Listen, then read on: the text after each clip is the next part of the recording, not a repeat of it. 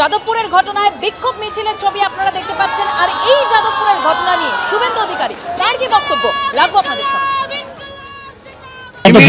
রাজ্যপাল মহোদয়ের উচিত আরজি করের মতো ওখানে সেন্ট্রাল ফোর্স দিয়ে পঠন পাঠন গবেষণা এবং বিশ্ববিদ্যালয়ের ইউজিসির গাইডলাইন মেনে শিক্ষা সংক্রান্ত কাজ ছাড়া অন্য কাজ বন্ধ করে দেয় দাদা। এই যে এবং অবিলম্বে ছাত্র সংসদেও তালা লাগানো উচিত, ওয়েব কুপার অফিসেও তালা লাগানো উচিত। এর জন্য দায়ী মমতা ব্যানার্জি। 2019 সালে ভারত সরকারের রাষ্ট্রমন্ত্রী, তৎকালীন বিজেপি এখন তৃণমূলের মন্ত্রী বাবুল সুপ্রিয়, তার উপর যখন আক্রমণ হয় মমতা বন্দ্যোপাধ্যায় বিজেপি বলে তার পুলিশকে নিষ্ক্রিয় রেখেছিল। তদানীন্তন রাজ্যপাল আজকের উপরাষ্ট্রপতি জগদীপ ধনখড় সেন্ট্রাল ফোর্স নিয়ে গিয়ে গ্রেফতার করে। আমাকে যেদিন 2023-এ আক্রমণ করে যাদবপুরের গেটে মাওবাদীরা, যে পুলিশ যাদেরকে গ্রেফতার করতে বাধ্য হয়েছিল তাদেরকে রাত্রিবেলা 12টার সময় মমতা ব্যানার্জি ফোনে মুক্তি দেয়। ফ্র্যাঙ্কেস্টাইন তৈরি করেছে, ভুগতে হবে। যাদবপুরের এই সমস্যার সমাধান একটা কড়া প্রশাসনিক সমাধান। যাদবপুর তো পশ্চিমবাংলার বাইরে নয়, ওখানে যে যাবে তার বিরুদ্ধে কয়েকটা হাতে গোনা ছেলে বিক্ষোভ দেখাবে, তাদের গাড়ি ভেঙে দেবে, গাড়ি ঢুকতে দেবে, বেরোতে দেবে না, এ সহ্য করা যায় না।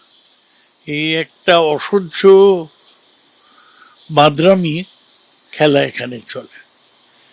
এর আগে বাবুল সুপ্রিয়কে আটকেছে, এরাই এর আগে জগদীপ ধনখড়কে আটকেছে, এবার এরা ব্রাত্যকে আটকালো, ঢুকতে বাধা দিল, বেরোতে বাধা দিল। ওই ছেলেটা দুর্ভাগ্যজনকভাবে যদি আহত না হয়ে যেত তাহলে তো বিশ্ববিদ্যালয়ের কোনো ছাত্রের সিম্প্যাথি দেখাবার কেউ থাকতো না। এটা ওদের লাগ ভালো যে